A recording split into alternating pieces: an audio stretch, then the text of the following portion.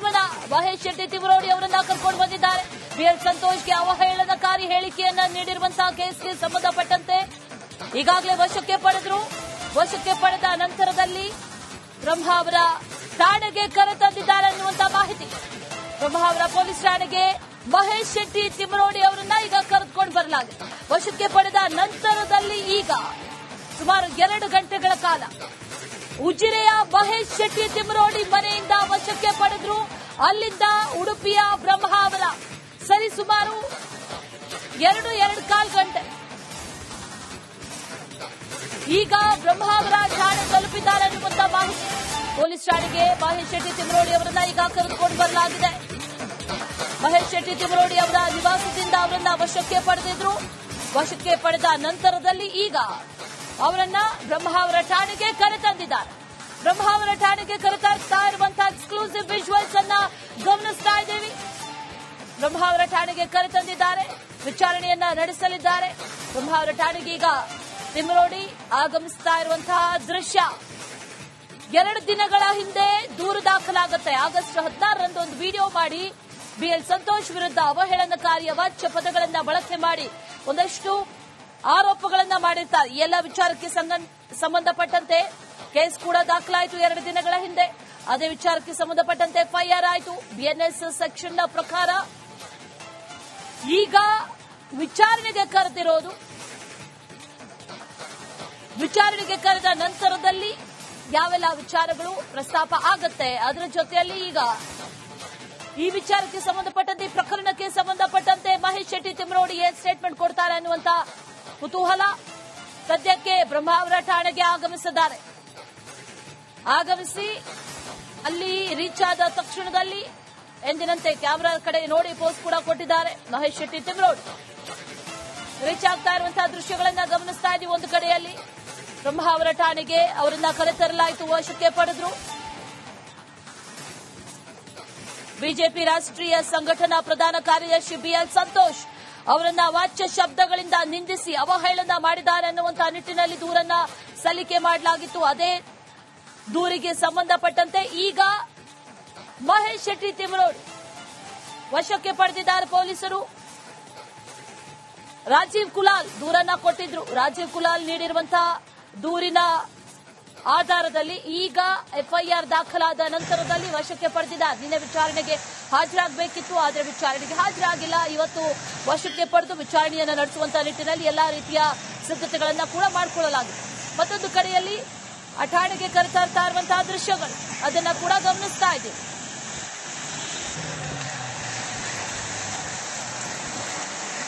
Details ಅನ್ನ ಕೊಡ್ತಾರೆ ನಮ್ಮ ಪ್ರತಿನಿಧಿ ಹರೀಶ್, ದೂರವಾಣಿ ಸಂಪರ್ಕದಲ್ಲಿದ್ದಾರೆ. ಹರೀಶ್, ಈಗ ಠಾಣೆಗೆ ಕರೆತರಲಾಗಿದೆ ಅನ್ನುವಂತಹ ವಿಚಾರ ಸರಿಸುಮಾರು 2.25 ಗಂಟೆ ನಂತರದಲ್ಲಿ ರೀಚ್ ಆದ್ರು. ಏನೇನು ಡೆವಲಪ್ಮೆಂಟ್ಸ್ ಇದೆ, ಏನೇನು ಅಪ್ಡೇಟ್ಸ್ ಇದೆ, ವಿಚಾರಣೆ ಮಾತ್ರನಾ ಅಥವಾ ಅದರ ನಂತರದಲ್ಲಿ ಏನೇನಾಗುತ್ತೆ, ಡೀಟೇಲ್ಸ್ ಅನ್ನ ಕೊಡೋದಾದ್ರೆ ಹರೀಶ್. ಸದ್ಯಕ್ಕೆ 2 ಗಂಟೆಗಳ ನಂತರ ಈಗ ಧರ್ಮಸ್ಥಳದಿಂದ ತಿಮರೋಡಿ ಅವರ ಮನೆಯಿಂದ ಅವರನ್ನ ಬ್ರಹ್ಮಾವರ ಠಾಣೆಗೆ ಕರೆತರಲಾಗಿದೆ. ಡಿವೈಎಸ್ಪಿ ಪ್ರಭು ಅವರ ನೇತೃತ್ವದಲ್ಲಿ ಪೊಲೀಸರು ಅವರನ್ನ ಇಲ್ಲಿಗೆ ಕರೆತಂದಿರುವಂತದ್ದು. ಸಾಕಷ್ಟು ಭದ್ರತೆಯನ್ನ ಕೂಡ ಬ್ರಹ್ಮಾವರ ಠಾಣೆಯಲ್ಲಿ ಮಾಡಲಾಗಿದೆ. ಹಾಗಾಗಿ ಒಂದು ಕಡೆಯಿಂದ ತಿಮರೋಡಿ ಅಭಿಮಾನಿಗಳು ಬರೋದಕ್ಕೂ ಕೂಡ ಒಂದು ಬ್ಯಾರಿಕೇಡ್ ಅನ್ನ ಹಾಕಿ ಬಂದೋಬಸ್ತ್ ಕೂಡ ಮಾಡಲಾಗಿದೆ. ಜೊತೆಗೆ ಸದ್ಯಕ್ಕೆ ಮಾಧ್ಯಮಕ್ಕೂ ಕೂಡ ಒಂದಷ್ಟು ಅಂತರವನ್ನ ಕಾಯ್ದುಕೊಂಡಿದ್ದಾರೆ ಪೊಲೀಸರು. ಹಾಗಾಗಿ ಸದ್ಯಕ್ಕೆ ತಿಮರೋಡಿ ಅವರನ್ನ ಠಾಣೆಯ ಒಳಗಡೆ ಕರ್ಕೊಂಡು ಹೋಗಿರುವಂತದ್ದು. ಸುಮಾರು ಗಂಟೆಗಳ ಕಾಲ ಅವರನ್ನ ವಿಚಾರಣೆ ನಡೆಸುವಂತ ಸಾಧ್ಯತೆಗಳು ಕೂಡ ಇರುವಂತದ್ದು. ಹಿರಿಯ ಪೊಲೀಸ್ ಅಧಿಕಾರಿಗಳು ಕೂಡ ಸೇರಿರುವಂತದ್ದು. ಈಗಾಗಲೇ ತಿಮರೋಡಿ ಜೊತೆಗೆ ಮಟ್ಟಣ್ಣನವರು ಕೂಡ ಆಗಮಿಸಿರುವಂತದ್ದು. ಹಾಗಾಗಿ ಸದ್ಯಕ್ಕೆ ಫೇಸ್ಬುಕ್ ನಲ್ಲಿ ಏನು ಹೇಳಿಕೆಗಳನ್ನ ಕೊಟ್ಟಿದ್ದಾರೆ ಆ ವಿಚಾರವಾಗಿ ರಾಜು ಕುಲಾಲ್ ಅನ್ನೋರು ಉಡುಪಿಯ ಗ್ರಾಮಾಂತರದ ಬಿಜೆಪಿ ಅಧ್ಯಕ್ಷ ಆಗಿರುವಂತಹ ರಾಜು ಕುಲಾಲ್ ಅವರು 18ರಂದು ದೂರನ್ನ ಕೊಟ್ಟಿದ್ರು. ಆ ಹಿನ್ನೆಲೆಯಲ್ಲಿ ಕೇಸನ್ನ ಕೂಡ ದಾಖಲಿಸಿಕೊಂಡ ಪೊಲೀಸರು ತಿಮರೋಡಿ ಅವರಿಗೆ 2 ಸಾರಿ ನೋಟಿಸ್ ಅನ್ನ ನೀಡ್ತಾರೆ. ಆದ್ರೆ ಆ ನೋಟಿಸ್ ಅನ್ನ ರಿಸೀವ್ ಮಾಡೋದಿಲ್ಲ. ಆ ಕಾರಣಕ್ಕಾಗಿ ಬ್ರಹ್ಮಾವರ ಪೊಲೀಸರು ಇವತ್ತು ಮುಂಜಾನೆನೆ ಧರ್ಮಸ್ಥಳಕ್ಕೆ ಅವರ ಮನೆಗೆ ತೆರಳಿ ಅವರನ್ನ ವಶಕ್ಕೆ ಪಡೆದುಕೊಂಡು ಇಲ್ಲಿಗೆ ಕರ್ಕೊಂಡು ಬಂದಿರುವಂತದ್ದು. ದಾರಿಯುದ್ದಕ್ಕೂ ಕೂಡ ಒಂದಷ್ಟು ತಿಮರೋಡಿ ಅಭಿಮಾನಿಗಳು ಜೈಕಾರವನ್ನು ಕೂಡ ಹಾಕಿದ್ರು. ಜೊತೆಗೆ ಇಲ್ಲಿ ಬ್ರಹ್ಮಾವರ ಠಾಣಾ ವ್ಯಾಪ್ತಿಯಲ್ಲಿ ಒಂದಷ್ಟು ಅಭಿಮಾನಿಗಳು ಸೇರುವ ಸಾಧ್ಯತೆಯನ್ನು ಕಂಡು ಪೊಲೀಸರು ಕೂಡ ಒಂದಷ್ಟು ಬಿಗಿ ಬಂದೋಬಸ್ತನ್ನ ಮಾಡಿದ್ದಾರೆ. ಜೊತೆಗೆ ಉಡುಪಿಯ ಬೇರೆ ಬೇರೆ ಠಾಣೆಯಿಂದ ಉಡುಪಿ, ಮಲ್ಪೆ, ಮಣಿಪಾಲ ಮತ್ತು ಕೋಟಾ ಠಾಣೆಯಿಂದ ಕೂಡ ಪೊಲೀಸರನ್ನ ಕರೆಸಿ ಬಂದೋಬಸ್ತ್ ಅನ್ನು ಏರ್ಪಡಿಸಿರುವಂತದ್ದು. ಇನ್ನು ಅವರ ತನಿಖೆ ವಿಚಾರವಾಗಿ ಸದ್ಯಕ್ಕೆ ಮಾಧ್ಯಮಗಳು ಸಾಕಷ್ಟು ಅಂತರದಿಂದ ಇರೋದ್ರಿಂದ ಅವ್ರನ್ನ ಈ ಪ್ರಕರಣಕ್ಕೆ ಸಂಬಂಧಪಟ್ಟ ಹಾಗೆ ಏನು BL ಸಂತೋಷ್ ಅವರ ವಿಚಾರವಾಗಿ ಮಾತಾಡಿದ ಆಡಿಯೋನ ಅಥವಾ ವಿಡಿಯೋನ ಇಟ್ಕೊಂಡು ಎಲ್ಲಾ ರೀತಿಯ ಕೂಲಂಕುಷವಾಗಿ ಒಂದಷ್ಟು ತನಿಖೆಗಳನ್ನ ನಡೆಸುವಂತ ಸಾಧ್ಯತೆಗಳಿರುವಂತದ್ದು. ಯಾವ ಕಾರಣಕ್ಕೆ ಈ ರೀತಿಯ ಮಾತುಗಳು ಅನ್ನೋದನ್ನ ಹೇಳಿಕೆಗಳನ್ನು ಪಡ್ಕೊಳ್ಳುವಂತ ಸಾಧ್ಯತೆಗಳು ಕೂಡ ಇರುವಂತದ್ದು. ಜೊತೆಗೆ ಈಗಾಗಲೇ ತಿಮರೋಡಿ ಅವರ ಒಂದಷ್ಟು ಲಾಯರ್ಗಳು ಕೂಡ ಈ ಭಾಗಕ್ಕೆ ಬಂದಿರುವಂತದ್ದು. ಅವರಿಗೆ ಜಾಮೀನನ್ನು ಪಡೆಯೋದಕ್ಕೆ ಏನೇನು ಬೇಕು ಅದಕ್ಕೂ ಕೂಡ ಸಿದ್ಧತೆಗಳನ್ನು ಕೂಡ ಮಾಡ್ಕೊಂಡು ಬಂದಿರುವಂತದ್ದು. ಈಗಾಗಲೇ ಇಬ್ಬರು ಲಾಯರ್ಗಳು ದೀಪಕ್ ಹಂದೆ ಮತ್ತು ಪ್ರಮೋದ್ ಹಂದೆ ಮತ್ತು ದೀಪಕ್ ಕುಮಾರ್ ನಾವುಂದ ಅನ್ನೋ ಇಬ್ಬರು ಲಾಯರ್ಗಳು ಕೂಡ ಈ ಭಾಗಕ್ಕೆ ಬಂದಿರುವಂತದ್ದು. ಅವರೊಂದಷ್ಟು ಸಿದ್ಧತೆಗಳನ್ನ ಕೂಡ ಮಾಡ್ಕೊಂಡಿದ್ದಾರೆ.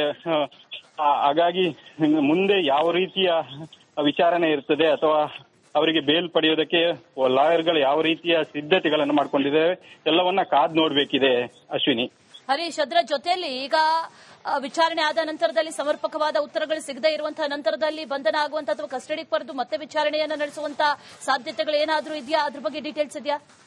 ಅಲ್ಲ, ಸದ್ಯಕ್ಕೆ ಒಂದಷ್ಟು ವಿಚಾರಣೆಗಳು ನಡೀಬೇಕಿದೆ. ಯಾವ ರೀತಿಯಾಗಿ ಅವರು ಅದಕ್ಕೆ ಪ್ರತಿಕ್ರಿಯೆಗಳನ್ನ ನೀಡ್ತಾರೆ. ನಾನ್ ಬೇಲೇಬಲ್ ಕೇಸ್ ಆಗಿರೋದ್ರಿಂದ ಒಂದಷ್ಟು ಸದ್ಯಕ್ಕೆ ಇರುವ ಮಾಹಿತಿಯ ಪ್ರಕಾರ ಅರೆಸ್ಟ್ ಆಗಿ ಜಡ್ಜ್ ಮುಂದೆ ಅವರನ್ನು ಪ್ರೊಡ್ಯೂಸ್ ಮಾಡುವಂತ ಸಾಧ್ಯತೆಗಳು ಕೂಡ ಇದೆ.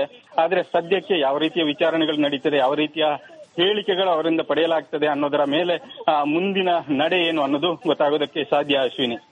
Okay, right Harish, thank you ಡೀಟೇಲ್ಸ್ಗೆ.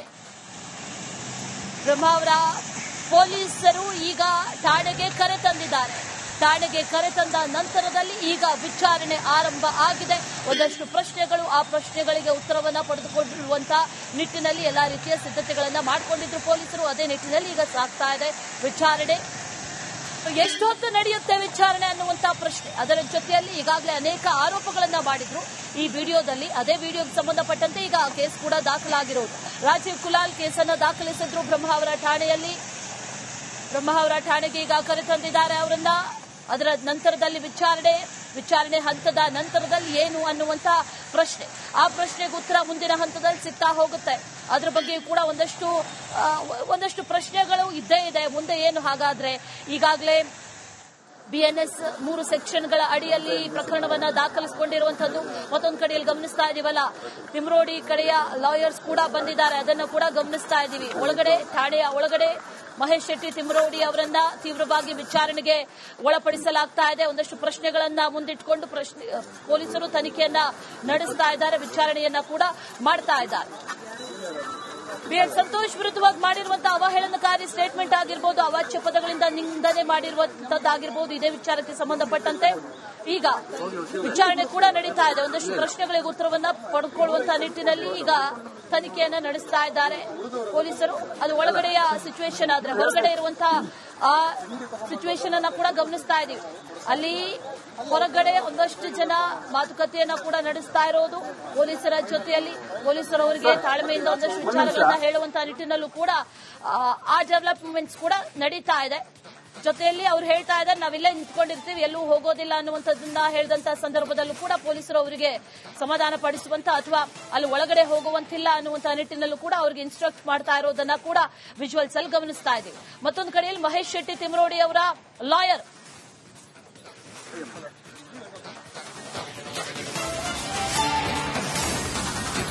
Mahesh Shetty Timarodi ಅವರನ್ನ ಪೊಲೀಸರು ಹಾಗಾದ್ರೆ ಬಂಧಿಸ್ತಾರ ಅನ್ನುವಂತಹ ಪ್ರಶ್ನೆ.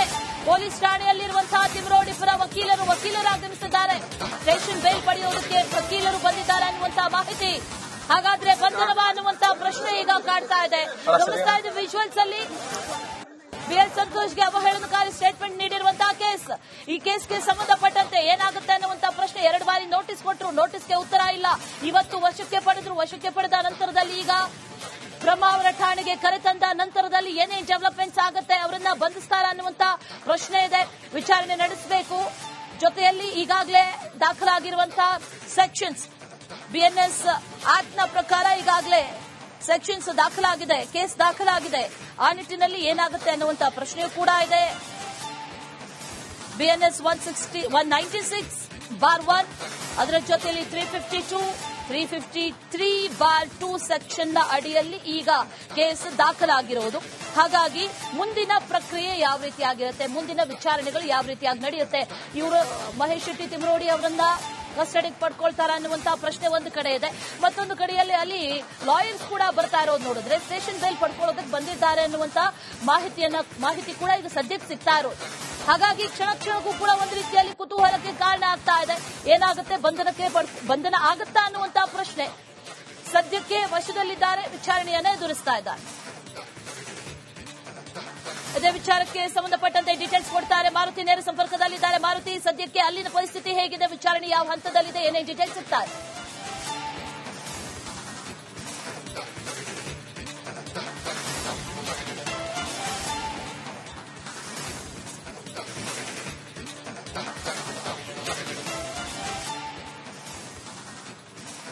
ನಮ್ಮ ಪ್ರತಿನಿಧಿ ಮಾರುತಿಯನ್ನ ಮತ್ತೆ ಸಂಪರ್ಕಿಸ್ತೀವಿ. ನೇರವಾಗಿ ಅಂದ್ರೆ ಉಜಿರೆಯ ತಿಮರೋಡಿ ಅವರ ಮನೆಯಿಂದ ನೇರವಾಗಿ ಈಗ ಬ್ರಹ್ಮಾವರದ ಪೊಲೀಸ್ ಠಾಣೆಗೆ ಈಗ ಕರೆತಂದಿರುತ್ತದೆ. ಒಂದು ತಲೆಬುರುಡೆ ಪ್ರಕರಣಕ್ಕಾಗ್ಲಿ ಆಗ್ತಿರುವ ಘಟನೆಗಳ ಬಗ್ಗೆ ಯಾವುದೂ ಇದಕ್ಕೂ ಸಂಬಂಧ ಇಲ್ಲ. ಅಂದ್ರೆ ತಾಳೆ ಹಾಕೋದಾದ್ರೆ ಇಲ್ಲಿ ಪ್ರಮುಖವಾಗಿ ಬೇಲ್ ಸಂತೋಷ್ ಅವರಿಗೆ ಒಂದಿಷ್ಟು ಮಾತುಗಳನ್ನು ಆಡಿದ್ರು ಅನ್ನೋ ವ್ಯವಸ್ಥೆಯಲ್ಲಿ ಈಗ ಅವರ ಮೇಲೆ ನಾನ್ ಬೇಬಲ್ ಕೇಸ್ ಆಗಿತ್ತು. 2 ಬಾರಿ ಅವರಿಗೆ ನೋಟಿಸ್ ಅನ್ನು ಕೊಡಲಾಗಿತ್ತು. ಆ ನೋಟಿಸ್ಗಳಿಗೆ ಯಾವುದೇ ರೀತಿಯ ಉತ್ತರ ನೀಡಿರಲಿಲ್ಲ. ನಾನು ಪ್ರಮುಖ ತೋರಿಸ್ತಾ ಹೋಗ್ತೀನಿ, ನನ್ನ ಕ್ಯಾಮೆರಾ ಶೇಖರ್ ತೋರಿಸ್ತಾ ಹೋಗ್ತಾರೆ. ನನ್ನ ಬಲಭಾಗದಲ್ಲಿ ನೋಡ್ತಾ ಇರಬಹುದು, ಇಲ್ಲಿ ಈಗ ಬ್ರಹ್ಮಾವರದ ಮುಖ್ಯ ಪೊಲೀಸ್ ಠಾಣೆ ಏನಿದೆ ಇಲ್ಲಿ ಈಗ ಕರೆತಂದಿರುವಂತದ್ದು. ಅಂದ್ರೆ ಮಹೇಶ್ ತಿಮರೋಡಿ ಅವರ ಜೊತೆಗೆ ಈಗ ಮಟ್ಟಣ್ಣವರು ಕೂಡ ಇರುವಂತದ್ದು. ಪ್ರಮುಖವಾಗಿ ಅವರ ಪರವಾಗಿ ಇರುವಂತಹ ವಕೀಲರಾಗಿರ್ಬೋದು, ದೂರುದಾರರ ಪರವಾಗಿ ಇರುವಂತಹ ವಕೀಲರು ಕೂಡ ಇಲ್ಲಿ ಬರ್ತಾ ಇದ್ದಾರೆ. ಜೊತೆಗೆ ಇಲ್ಲಿ ಒಂದಿಷ್ಟು ಆಯಾಮಗಳಂದ್ರೆ ಯಾವುದೇ ರೀತಿಯ ಜನರನ್ನ ಒಳಗಡೆ ಬಿಡದ ಹಾಗೆ ಬ್ಯಾರಿಕೇಡ್ ಗಳನ್ನ ಹಾಕೋದ್ರ ಮುಖಾಂತರ ಸಂಪೂರ್ಣವಾಗಿ ತನಿಖೆಯ ದಿಕ್ಕನ್ನ ಒಂದಿಷ್ಟು ಬದಲಾವಣೆ ಮಾಡಿರುವಂತದ್ದು. ಅಂದ್ರೆ ಈ ತಲೆಬುರುಡೆ ಪ್ರಕರಣಕ್ಕೂ ಇದಕ್ಕೂ ಸಂಬಂಧ ಇಲ್ಲ ಅನ್ನೋದ್ರೆ ಯಾವ ರೀತಿ ಅಂದ್ರೆ ಈ ಪ್ರಕರಣಕ್ಕೆ ಇವರು ನಿನ್ನೆ ಕೂಡ ದೂರುದಾರ ಬಂದು ಈ ರೀತಿ ಒಂದು ಜಾಗದಲ್ಲಿ ಒಂದು ಶವವನ್ನು ಹೂತಾಕಿದ್ರು, ಅದನ್ನು ಜೆಸಿಬಿ ಬಳಕೆ ಮಾಡಿದ್ರು ಅನ್ನೋ ಒಂದಿಷ್ಟು ಚರ್ಚೆಗಳು ನಡೀತಾ ಇತ್ತು. ಹೀಗಾಗಿನೇ ಅವರನ್ನು ಅರೆಸ್ಟ್ ಮಾಡಿದ್ರು ಅಂತ ಹೇಳಿ ಒಂದಿಷ್ಟು ಜನ ಮಾತಾಡ್ತಾ ಇದ್ರು. ಆದ್ರೆ ಈ ಒಂದು ಪ್ರಕರಣ ಏನಿದೆ ಪ್ರಮುಖವಾಗಿ BL ಸಂತೋಷ್ ಅವರಿಗೆ ಮಾತನಾಡಿದ ಅಂದ್ರೆ ಫೇಸ್ಬುಕ್ ಗಳಲ್ಲಾಗಿರ್ಬೋದು, ಬಾಹ್ಯವಾಗಿ ಬರ್ಬೋದು, ಈ ರೀತಿ ಮಾತನಾಡಿದ್ರು ಅನ್ನೋ ಒಂದು ವಿಚಾರವಾಗಿ ಇದೀಗ ಈ ಬ್ರಹ್ಮಾವರ ಪೊಲೀಸ್ ಠಾಣೆಗೆ ಸದ್ಯಕ್ಕೆ ಈ ತಿಮರೋಡಿ ಮತ್ತು ಅವರ ಟೀಮ್ ಏನಿದೆ ಅವರನ್ನು ಕರೆತಂದಿರುವಂತದ್ದು. ಸಾಕಷ್ಟು ಹೈಡ್ರಾಮಾ ಮುಖಾಂತರ ಅಂದ್ರೆ ಒಂದಿಷ್ಟು ಜನ ಬರುವ ರಸ್ತೆಗಳಲ್ಲಿ ಹೈಡ್ರಾಮಾ ಮಾಡುವ ಮುಖಾಂತರ ಅಂದ್ರೆ ತಿಮರೋಡಿ ಅವರಿಗೆ ಜಯವಾಗಲಿರುವ ಒಂದು ಜಯಘೋಷ ಕೂಗೋದ ಮುಖಾಂತರ ಕೂಡ ಒಂದಿಷ್ಟು ಆಯಾಮಗಳು ನಡೆಸ್ಕೊಂಡು ಬಂದಿದ್ರು. ಇದೀಗ ಸದ್ಯಕ್ಕೆ ಬ್ರಹ್ಮಾವರ ಪೊಲೀಸ್ ಠಾಣೆಯ ಮುಂದೆ ಇದೀಗ ಯಾರು ಕೂಡ ಜಮಾವಣೆ ಆಗದಂತೆ ಆಗಿರ್ಬೋದು, ಪರವಾಗಿ ಆಗಿರ್ಬೋದು, ವಿರೋಧ ಆಗಿರ್ಬೋದು, ಧರ್ಮಸ್ಥಳ ಸ್ವಸಹಾಯ ಸಂಘದ ಪದ್ಧತಿಯ ಒಂದಿಷ್ಟು ಮಹಿಳೆಯರು ಕೂಡ ಬಂದಿದ್ರು. ಅವರು ಯಾರನ್ನು ಇಲ್ಲಿ ಬಿಡದ ಹಾಗೆ ಸದ್ಯ ಪೊಲೀಸ್ ಠಾಣೆಯನ್ನ ಸಂಪೂರ್ಣವಾಗಿ ಪೊಲೀಸರು ಕಣ್ಗಾವಲಿನಲ್ಲಿ ಇರಿಸಿರುವಂತದ್ದು. ಯಾರೂ ಕೂಡ ಆಚೆ ಈಚೆ ಬರದ ಹಾಗೆ, ಯಾರು ಕೂಡ ಸ್ಟೇಷನ್ ಒಳಗಡೆ ಹೋಗದ ಹಾಗೆ ತಿಮರೋಡಿ ಒಂದಿಷ್ಟು ವಿಚಾರಣೆ ನಡೆಸಿರುವಂತವ್ರು ನಡೆಸಿದ್ರು. ಇನ್ನು ಹಿರಿಯ ಒಂದಿಷ್ಟು ಅಧಿಕಾರಿಗಳು ಕೂಡ ಸ್ಥಳಕ್ಕೆ ಬಂದಿದ್ದಾರೆ. ಹೀಗಾಗಿ ಅವರನ್ನ ಜೊತೆಗೆ ವಿಚಾರಣೆ ಮಾಡೋದಾದ್ರೆ 2 ಬಾರಿ ಅವರಿಗೆ ನೋಟಿಸ್ ಅನ್ನು ನೀಡಲಾಗಿತ್ತು. ಆ ನೋಟಿಸ್ಗೆ ಯಾವುದೇ ರೀತಿಯಾದಂತಹ ಉತ್ತರವನ್ನು ಕೊಟ್ಟಿರಲಿಲ್ಲ. ಹೀಗಾಗಿ ಸದ್ಯ ಯಾಕೆ ಹೀಗೆ ಮಾಡಿದ್ರಿ ಅನ್ನೋ ಒಂದಿಷ್ಟು ವಿಚಾರಗಳನ್ನ ತನಿಖೆಯನ್ನು ಮಾಡಲಿಕ್ಕೆ ಮುಂದಾಗಿದ್ದಾರೆ. ಸ್ಟೇಷನ್ ಬಳಿ ಪ್ರಮುಖವಾಗಿ ಸ್ಥಳೀಯ ಜನರಿಗೆ ಯಾರಿಗೂ ಕೂಡ ಅವಕಾಶ ಇರೋದಿಲ್ಲ. ಪ್ರಮುಖವಾಗಿ ತಿಮರೋಡಿ ಅವರನ್ನ ಸದ್ಯಕ್ಕೆ ಒಳಗಡೆ ಕರೆದುಕೊಂಡು ಹೋಗಿರುವಂತದ್ದು. ಆಚೆ ಒಂದಿಷ್ಟು ಅವ್ರ ಜೊತೆಗೆ ಇರುವಂತಹ ಬೆಂಬಲಿಗರನ್ನು ನಿಲ್ಲಿಸಿದ್ದಾರೆ. ವಕೀಲರು ಕೂಡ ಬಂದಿರುವಂತಹದ್ದು. ಯಾಕೆ ಈ ರೀತಿ ಆಯ್ತು ಮತ್ತೆ ಮುಂದೆ ಏನು ಮಾಡಬಹುದು ಅನ್ನುವ ತನಿಖೆಯನ್ನ ಆಯಾಮದಲ್ಲಿ ತನಿಖೆಯನ್ನ ಮಾಡ್ತಾ ಇದ್ದಾರೆ. ಸದ್ಯಕ್ಕೆ ಇದೀಗ ಯಾರಿಗೂ ಕೂಡ ಅವಕಾಶ ಇಲ್ಲದೆ ಅಂದ್ರೆ ಯಾವುದೇ ಪರ ಅಥವಾ ವಿರೋಧ ಮಾಡುವವರಿಗಾಗಿರ್ಬೋದು ಅಥವಾ ಜೊತೆಗೆ ಸಹಚರರು ಕೂಡ ಸ್ಟೇಷನ್ ಒಳಗಡೆ ಯಾವುದೇ ರೀತಿಯಾಗಿ ಅವರಿಗೆ ಅವಕಾಶ ಇರೋದಿಲ್ಲ. ಹೀಗಾಗಿ ಪ್ರಮುಖವಾಗಿ ಬಂದಂತಹ ತಿಮರೋಡಿ ಅವರನ್ನ ಈಗ ಒಂದಿಷ್ಟು ಹಿರಿಯ ಅಧಿಕಾರಿಗಳು ಗ್ರಿಲ್ ಮಾಡ್ತಾ ಇದ್ದಾರೆ. ಕೊಟ್ಟಂತಹ ನೋಟಿಸ್ಗಳು ಕೂಡ ಇವರು ಯಾವುದೇ ರೀತಿಯ ಉತ್ತರವನ್ನು ನೀಡಿರೋದಿಲ್ಲ. ಹೀಗಾಗಿ ಸದ್ಯಕ್ಕೆ ಅವರನ್ನ ಸಂಪೂರ್ಣವಾಗಿ ತನಿಖೆಗೆ ಒಳಪಡಿಸಿರುವಂತದ್ದು. ಈಗ ಅರೆಸ್ಟ್ ಮಾಡಿ ಮುಂದೆ ಜೈಲಿಗೆ ಹಾಕುವ ವ್ಯವಸ್ಥೆ, ಯಾಕಂದ್ರೆ ನಾನ್ ಬೇಲಬಲ್ ಕೇಸ್ 2 ಇದಾವೆ ಅನ್ನೋ ಒಂದಿಷ್ಟು ವಿಚಾರಗಳು ಈಗ ರಿಪಬ್ಲಿಕನ್ಗೆ ಲಭ್ಯ ಆಗಿರುವಂತದ್ದು. ಹೀಗಾಗಿ ಅವರನ್ನ ಇವತ್ತು ಅರೆಸ್ಟ್ ಮಾಡ್ತಾರೆ, ಹಾಗಾದ್ರೆ ಜೈಲಿಗೆ ಕಳಿಸ್ತಾರೆ ಅನ್ನೋದನ್ನ ಕಾದುಕೊಳ್ಳುವಂತಹ ತಂತ್ರ. ಅಶ್ವಿನಿ, ಮಾರುತಿ, ಅಲ್ಲಿ ನಡೀತಾ ಇರುವಂತಹ ಡೆವಲಪ್ಮೆಂಟ್ಸ್ ಅನ್ನ ಗಮನಿಸಿದ್ರೆ, ಈಗ ಲಾಯರ್ ಕೂಡ ಆಗಮಿಸಿದ್ರು, ಅದನ್ನ ಗಮನಿಸಿದ್ರೆ ಬಂಧನ ಆಗುವಂತ ಸಾಧ್ಯತೆ ಇದೆಯಾ? ಕಸ್ಟಡಿಗೆ ಪಡೆದು ವಿಚಾರಣೆ ನಡೆಸುವಂತ ಸಾಧ್ಯತೆ ಇದೆಯಾ? ಅದ್ರ ಬಗ್ಗೆ ಏನಾದ್ರು ಡೀಟೇಲ್ಸ್ ಸಿಗ್ತಾ ಇದೆಯಾ ಅಂತ?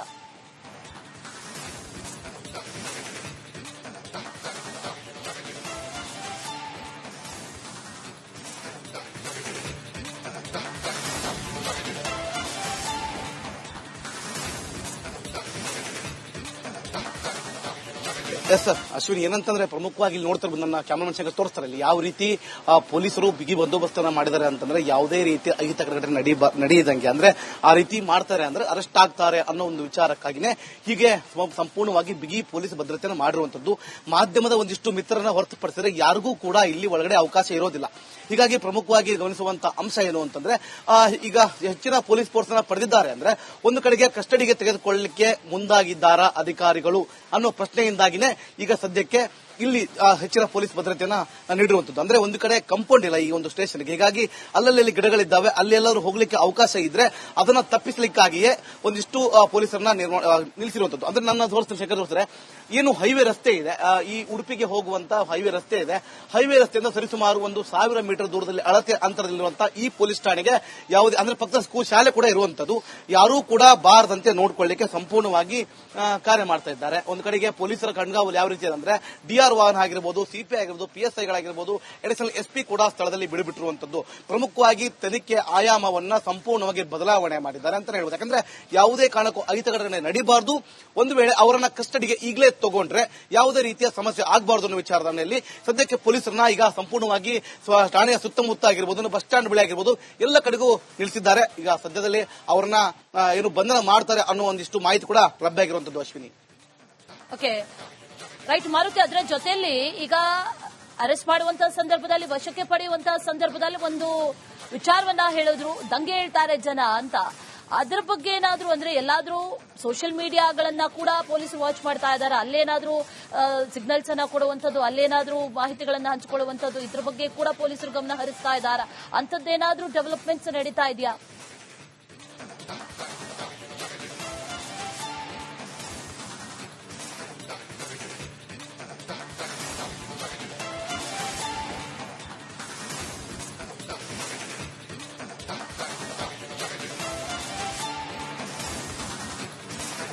ಅಶ್ವಿನಿ, ಒಂದಂತೂ ಸತ್ಯ, ಈ ಧರ್ಮಸ್ಥಳದ ತಲೆಬುರುಡೆ ಪ್ರಕರಣ ಯಾವತ್ತು ಆನ್ ರೆಕಾರ್ಡ್ ಆಯಿತು ಅಂದ್ರೆ ಯಾವತ್ತು ಪ್ರಾರಂಭ ಆಯಿತು, ಎಸ್ಐಟಿ ಅಧಿಕಾರಿಗಳು ಮುಸುಕುದಾರಿಯನ್ನ ಎಂದಿನಿಂದ ತನಿಖೆ ಮಾಡಲಿಕ್ಕೆ ಮುಂದಾಗಿದ್ರು, ಅಂದಿನಿಂದ ಕೂಡ ಉಡುಪಿ ಆಗಿರಬಹುದು, ಮತ್ತೆ ಧರ್ಮಸ್ಥಳ ಆಗಿರಬಹುದು, ಬೆಳ್ತಂಗಡಿ, ಉಜಿರೆ, ಇಲ್ಲಿ ಅಷ್ಟೂ ಠಾಣೆಗಳ ಪೊಲೀಸರು ಮತ್ತೆ ಇಲ್ಲಿಯ ಜಿಲ್ಲಾಡಳಿತ ಸಂಪೂರ್ಣವಾಗಿ ಜನರು ಯಾರಾದರೂ ಅವಹೇಳನಕಾರಿಯಾದಂತಹ ಪೋಸ್ಟ್ಗಳನ್ನು ಹಾಕ್ತಾ ಇದ್ರೆ ಅಂತಹ ಪೋಸ್ಟ್ಗಳನ್ನ ಸಂಪೂರ್ಣವಾಗಿ ಬೆಂಬಲಿತವಾಗದಿರೋ ಹಾಗೆ ನೋಡ್ಕೊಳ್ಳುವಂತ ವ್ಯವಸ್ಥೆ, ಅವರ ಮೇಲೆ ಸುಮೋಟೋ ಕೇಸ್ಗಳನ್ನ ಕೂಡ ಹಾಕುವುದರ ಮುಖಾಂತರ ಸಂಪೂರ್ಣವಾಗಿ ಈ ಕೆಲಸವನ್ನು ಮಾಡ್ಕೊಂತಾನೆ ಬಂದಿದ್ದಾರೆ.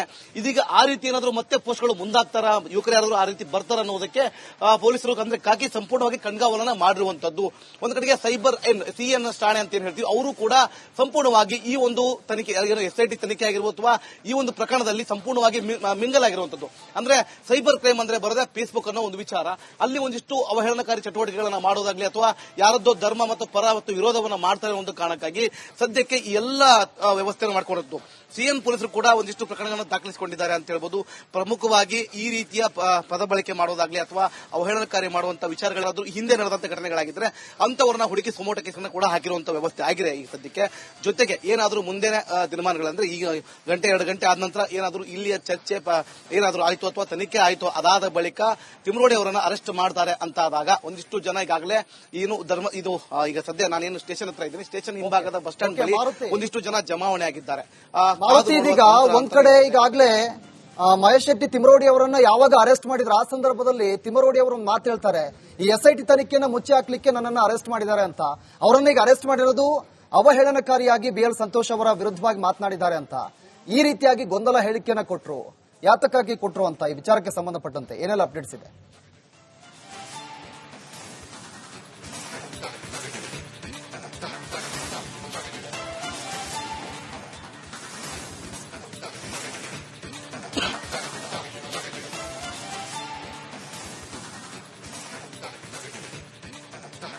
ಒಂದು ಪ್ರಮುಖವಾಗಿ ಇಲ್ಲಿ ಒಂದು ಅಬ್ಸರ್ವೇಷನ್ ಮಾಡುವಂತದ್ದಾದ್ರೆ ಇಲ್ಲಿ ಸದ್ಯಕ್ಕೆ ತನಿಖೆಗಳ ಆಯಾಮಗಳು ಪ್ರಾರಂಭವಾಗಿರುವಂತದ್ದು. ಅಂದ್ರೆ ಎಸ್ಐಟಿ ಗ್ರಿಲ್ ಆಗಿರಬಹುದು, ಮತ್ತೆ ಮುಸುಕುದಾರಿ ತೋರಿಸಿದ ಮಾಸ್ಕ್ಗಳು, ಜಾಗಗಳಾಗಿದ್ದು, ಇವೆಲ್ಲವನ್ನು ನೋಡಿದಾಗ ಪ್ರತಿ ಬಾರಿಯೂ ಸರ್ಕಾರ ಮತ್ತು ನಡೀತಿರುವಂತಹ ತನಿಖೆಗಳ ಬಗ್ಗೆ ಒಂದಿಷ್ಟು ಅಪನಂಬಿಕೆಗಳನ್ನ ಇಟ್ಕೊಂಡೇ ಇವರು ಕೆಲಸ ಮಾಡ್ತಾ ಇದ್ದಾರೆ ಅನ್ನುವಂತ ಸಾಕಷ್ಟು ಗೊಂದಲವಾದಂತಹ ಹೇಳಿಕೆಗಳನ್ನ ಇದೇ ತಿಮರೋಡಿ ಅಂಡ್ ಗ್ಯಾಂಗ್ ಹೇಳಿತ್ತು ಅಂತ ಹೇಳ್ಬೋದು.